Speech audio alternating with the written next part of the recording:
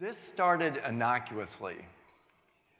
When my kids were in middle school, I got an email from the school saying, we're having a session next week explaining to you what we're doing to teach your children important life skills. And as a parent, that's irresistible. But that was the essence of the communication. Teach your kids important life skills. And if it had been more descriptive, I wouldn't be here today. But because it was so concise and so vague, I spent a week saying, what will they cover? What, in fact, should schools be doing to teach kids important skills that are useful in life? And I started making my list.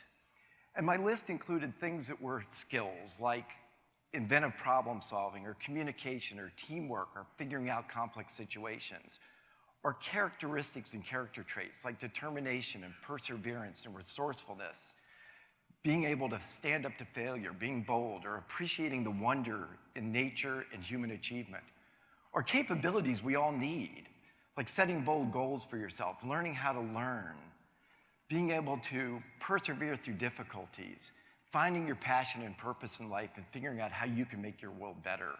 So I made that list and I put it on a piece of paper, but I left a lot of blank space on the paper because I knew I would hear way more than that.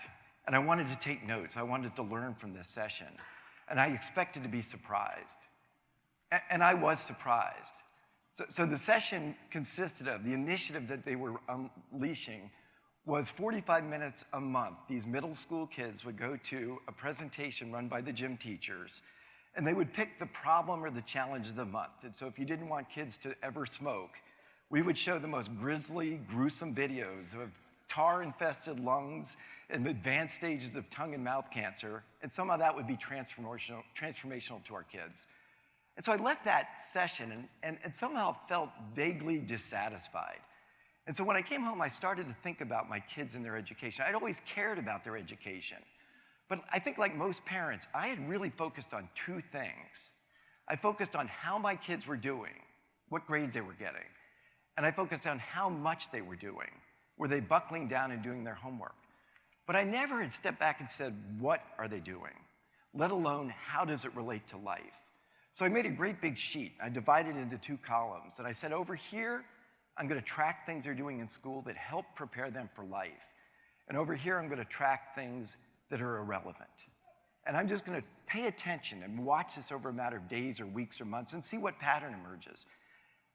And a bit to my surprise, the column on the right, the irrelevant column, was full and then some in less than a week.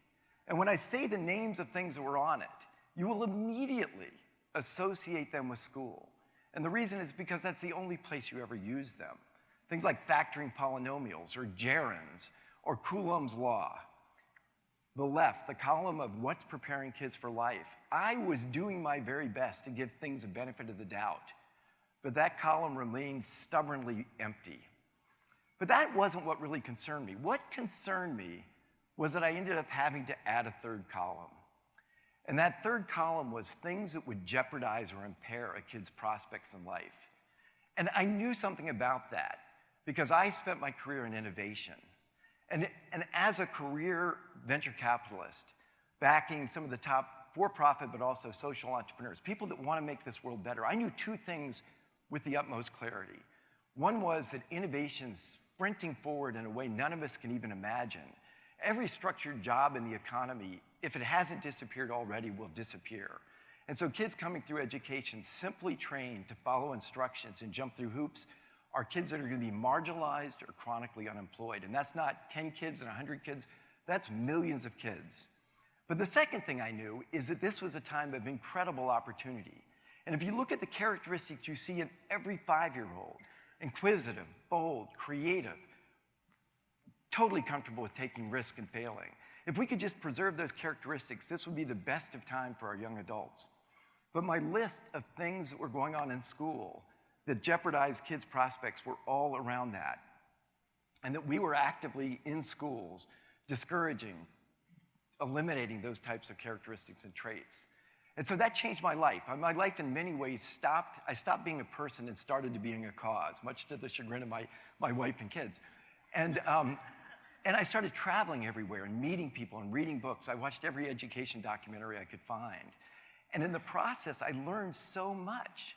And one of the things I thought I'd be discouraged about was the design of our schools. Because here I am staring at this thing that says, kids need to be good at X, we're making them good at something that's irrelevant, this is a big problem. But our schools actually were thoughtfully designed by very far-sighted people that anticipated a world that was changing. So in 1893, the Committee of 10 said, the world is going to move from agriculture to manufacturing. There will be millions of opportunities for young kids that can do the same task over and over, efficiently and without error. At the same time, Henry Ford does not need creative, bold, innovative assembly line workers. So let's organize a school to promote efficiency and routine execution of operations, and let's discourage creativity. And that's the school system we changed to over the course of about a 20-year period from 1893 to the early 1900s, and it worked. And America became the most important country on earth, and we created a robust and strong middle class. And we were the envy of the world. We saved the world in World War II. But then what happened, let's fast forward, is that the same characteristics we would hope for from the Committee of 10 somehow didn't materialize in the 20th century. And by the time we got to even the 1980s, it was clear our education model had run out of steam. So there was a report done in 1983 about education called A Nation at Risk. And that report had this telling sentence. It said, if our education system had been imposed on us by a foreign country, we would declare it an act of war. Think about that, an act of war. But what did our equivalent of the Committee of 10, the philanthropists and policymakers and business people who could really influence education do? Did they step back and say, we are making a transition from manufacturing to innovation, and just as in the last century we changed our model, we need to change it again? That's not the path we took. That's not the choice we made. And so instead we said, let's take the same obsolete system and make it better by doing more of it more intensely. And let's test and measure more carefully. And let's not really give any thought to how relevant it is to life, but let's just put the pressure on our schools to catch up with South Korea and Singapore on these standardized test measures. And the results, I think you all know, have been catastrophic. And you would think that being immersed in that for this period of time, I would be incredibly discouraged, but I wasn't. Because at the same time I was visiting schools that were doing the most incredible things. It's not that we don't know what we should be doing with our schools. It's not that we haven't figured out how to prepare our kids for a very different world that we as adults grew up in. We know that. It's just that those are isolated pockets of great innovation and practices. And so what I said is my contribution to this should be, how can I spread that message? How can I share that vision of schools that are schools of possibility and hope instead of placement and percentile measurement on standardized tests? And so the vehicle I chose to do it, I am not by any stretch a filmmaker, but I'm a believer in the power of film. And so I did a 6-month search and I found a documentarian that I think is the best in the country. And I supported him and his team for 2 years to film across the country in all sorts of situations, all demographics, all geographies, all age groups, and all types of schools, public, private, charter. I said, capture this story.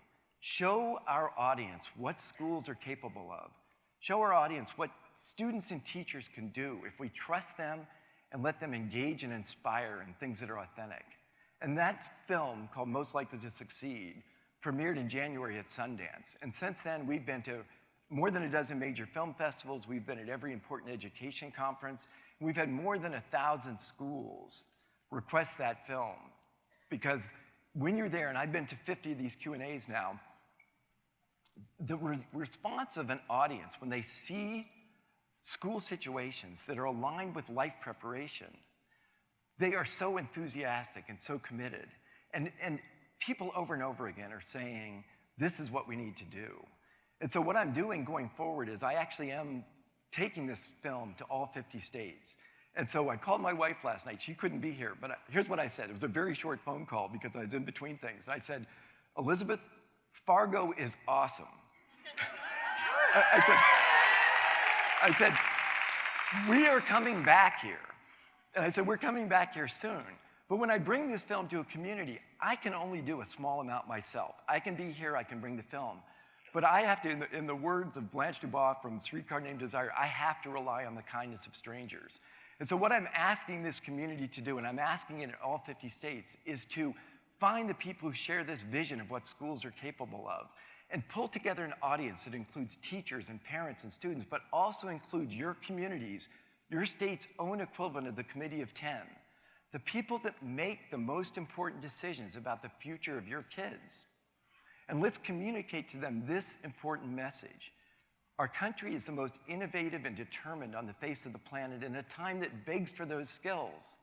Let's educate to our strength instead of chasing Shanghai and South Korea on standardized tests.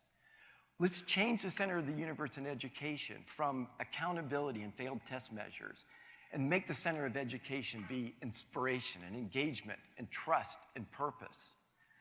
And let's carry the message forward to all schools that what we want you to do is to prepare our kids for life. So thank you.